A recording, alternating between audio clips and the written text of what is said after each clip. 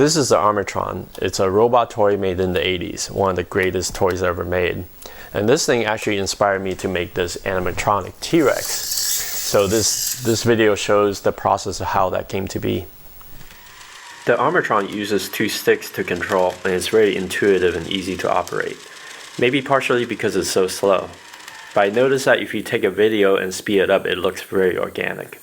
So that was the original idea of the project, to use something similar to this control scheme, but turn it into a character somehow. I started by just mounting a few servos together to see if it feels organic and intuitive to control with just one stick. I then added more servos to control with two sticks. It's funny, as soon as you put a head on it, even though it's just a rough cardboard cutout, it defines the character. So I guess I'm making a dinosaur now and needed a tail. I came up with this two servo system of bending two pieces of metal in a smooth curve. After getting the main servo functions figured out, I roughly put on more cardboard cutouts to get a better feel of the character. At this point I was happy with the motions, but that big servo under the pelvis was really bugging me. I would eventually fix this by hiding it in the base. I wanted to try adding sounds and lights to this thing. I found this RC car engine simulator and wired it to the opening of the jaw. The sounds and lights added a lot of life to this thing. They also gave me the idea of a theme based around the T-Rex and the engine. I wanted to make something that shows the engine pistons moving, so I started with a crankshaft mounted on a continuous servo, but it was too long and got in the way of the backbone bending. I then tried a 3-cylinder inline that was short enough to fit, but it looked awful with tiny little pistons. In the end, I made a double piston, and to further emphasize the engine theme, I made the cylinders transparent with lights inside. Next comes the bodywork. I've never made stuff with this polystyrene before, so there was a bit of a learning curve. I found that 1mm thick sheets were the easiest to work with. It was thin enough to be easily cut with scissors or a razor. I used modeling glue, which melts the plastic together, and using tape to hold the shapes together until it cured worked pretty well. But because I chose to use fairly thin plastic sheets to work with, I added internal bracings to the parts.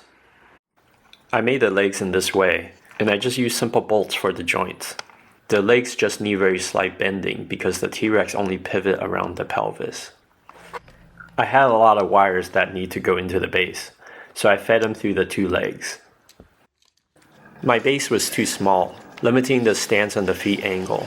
The height of the pelvis was also too short, which made the T-Rex feel too squat and too weak in the pose. Once I have a bigger base and was able to raise the height of the pelvis, the stance felt a lot better, a lot more powerful. But at this point the head was really bugging me. It was just a little too small, and it didn't quite have the right shape in certain areas. So I made another head, still keeping a pretty chunky feeling as compared to a real T-Rex. The back now needs a bit of mass, and after trying different body panels, I decided to add a fake engine to it. I then did some kit bashing, adding random bits and pieces to add some detail, while leaving some areas more bare. For painting, I used Tamiya spray paint, primer first, and then a base coat of brown, followed by somewhat uneven coat of yellow to look faded and weathered. For paint chipping, I just painted by hand with a small brush, touching edges that look like it should be naturally worn. I added some paint to the joints, and then I blended it to make the weathering more subtle. And for the areas that would be contacting dirt, like the feet, the mouth, undersides, I used a very dry brush to give it some caked on mud feel. And lastly, I painted in some oil leaks to further add some realism and scale. I made some decals in Procreate and had them printed out with an online service that print clear stickers. I gave it a light sanding to remove the glossy surface. I applied the stickers and ended up just using the very small detail ones. For the big black stripes, I just ended up painting them by hand.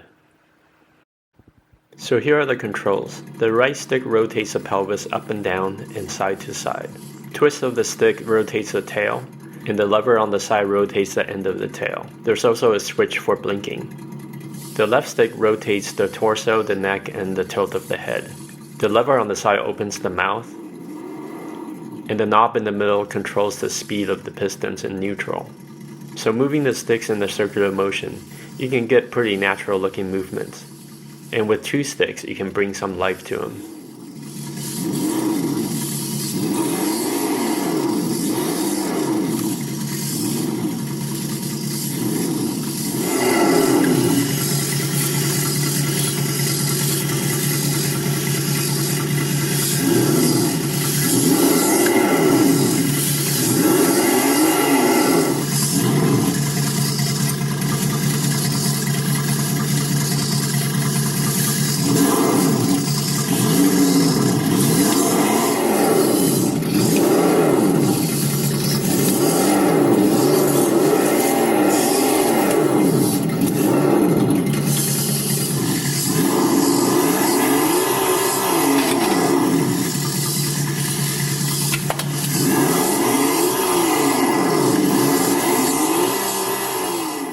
So I want to show a little bit more details on this thing.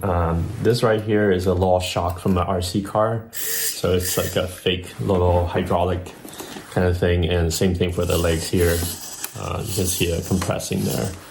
The eyes are actually LEDs that are like flickering, right? They're made for like candlelight kind of a thing.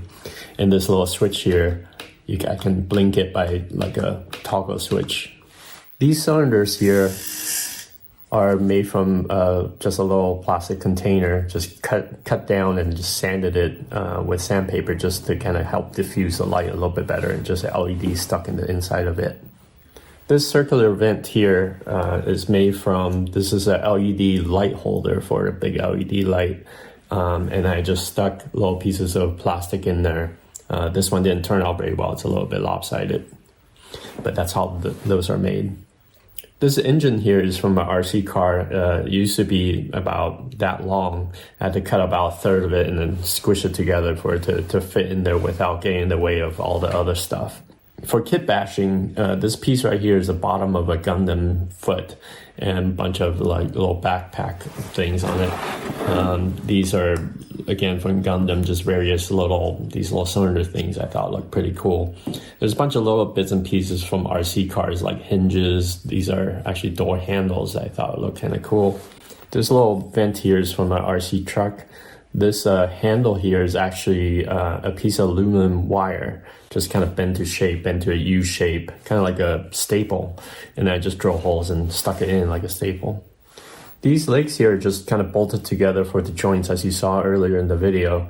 But these circular things are washers. They're nylon washers, and you can get them in different sizes from a hardware store. And I just kind of drill holes and put little screws in there to kind of mount it together to give it that like excavator arm kind of look and feel.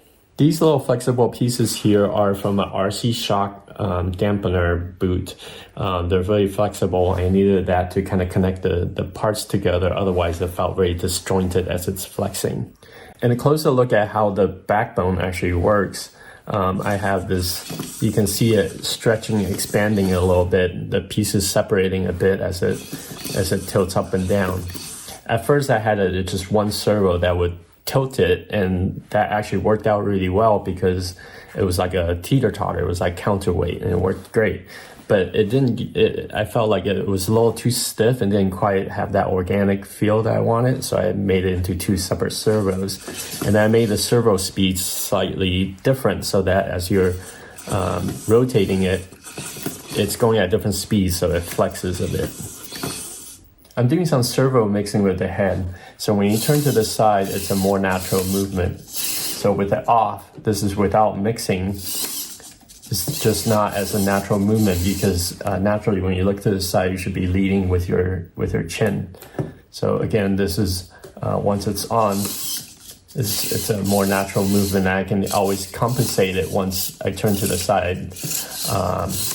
But by default, it's already mixed, so it feels more natural. I'm also doing some mixing with the servos for the tail. So as you can see, as I rotate the pelvis around, it's actually curving the tail slightly. I can always drive it by twisting, and I can drive the very end of it as well. But as I'm rotating just the main pelvis, it's already curving in the natural direction. this whole thing is supported by this rod here, and I try to make it as minimal as possible. So I put a servo under the base, and you can kind of see it driven by linkage. I was going to stop the video right there, but since you're still watching this video, it means that you're interested in this whole process of how I make some of these things. So I thought there was something important that I'd like to share, which is this project took me a couple months to make.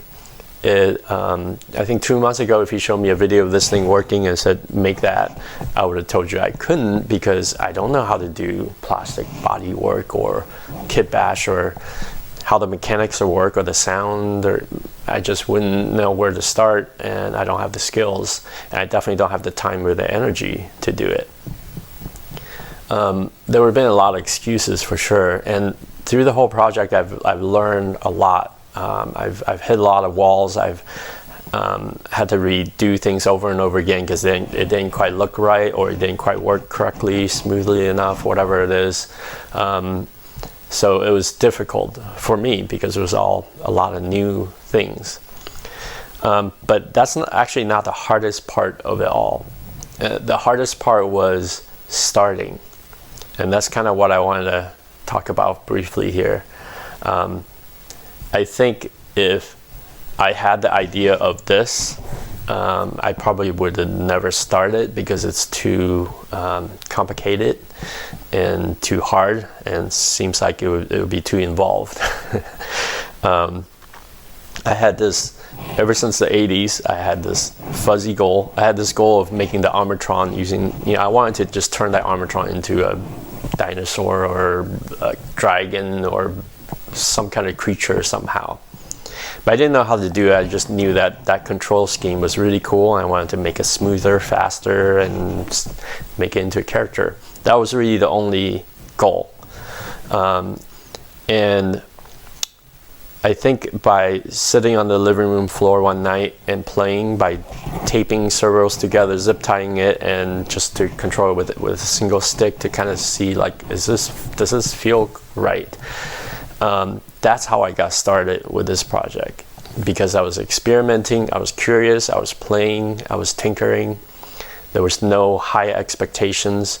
I think as artists and makers, you have this expectation of doing something really cool and great and probably beyond your abilities. I mean, that's kind of how we learn and grow, right, as artists.